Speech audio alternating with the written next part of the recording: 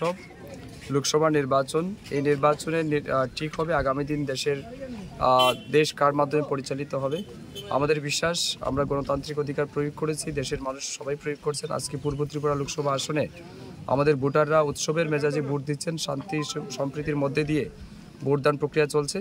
আমাদের বিশ্বাস, আগামী দিন বিকশিত ভারত গড়ার স্বপ্নকে বাস্তবায়িত করতে নরেন্দ্র মোদীজির নেতৃত্বে আগামী দিন আবারও তৃতীয়বার মোদীজি প্রধানমন্ত্রী হতে যাচ্ছেন, সেটা শুধুমাত্র সময়ের অপেক্ষা। আজকের এই ভোটদানে যে সমস্ত ভোটাররা অংশগ্রহণ করেছেন, বিশেষ করে আমার ফটিকরায় বিধানসভা এলাকার সমস্ত ভোটারদেরকে আমি হৃদয় থেকে ধন্যবাদ জানাচ্ছি। এই গরমকে উপেক্ষা করেও এখনও পর্যন্ত যারা ভোটদান করেছেন সবাইকে আমি ধন্যবাদ জানাচ্ছি, কৃতজ্ঞতা জানাচ্ছি এবং আশা রাখছি এখনও যারা ভোটদান করেনি তারাও এই গণতন্ত্রের উৎসবে সামিল হবেন এবং তাদের ভোটদান করে গণতন্ত্রকে প্রতিষ্ঠা করবেন।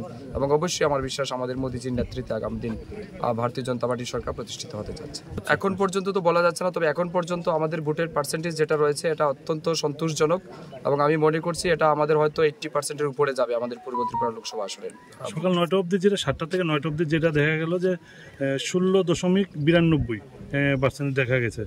কি মনে করেন, মানে এটা বাড়বে, এটা আপনার নিশ্চিন্ত থাকুন। অনেকেই আছে হয়তো কৃষক মানুষ, হয়তো সকালবেলা জমিতে গেছেন, তারাও ফিরে আসবেন। আমার বিশ্বাস এটা আমরা 80% মানে খুব ইজিলি ক্রস করতে পারবো। বিরোধী দেখা গেছে ওরও সন্তোষজনক ভোটে এখন অবধি তো বিরোধী সেনা উনি যে বলেছেন যে খুব শান্তিপূর্ণ সব জায়গায় ঠিক আছে, শুধু ইভিএম কয়েকটা জায়গাতে একটু গোলযোগ আছে। হ্যাঁ, এটা মেশিনারি বিষয়। আমাদের ফটিকরায় 3 নম্বর বুথেও মেশিন সকালবেলা খারাপ ছিল, নন ফাংশনাল ছিল, এটাকে রিপ্লেস করা হয়েছে, নতুন ইভিএম মেশিন আনা হয়েছে এবং এখন পর্যন্ত ঠিক আছে।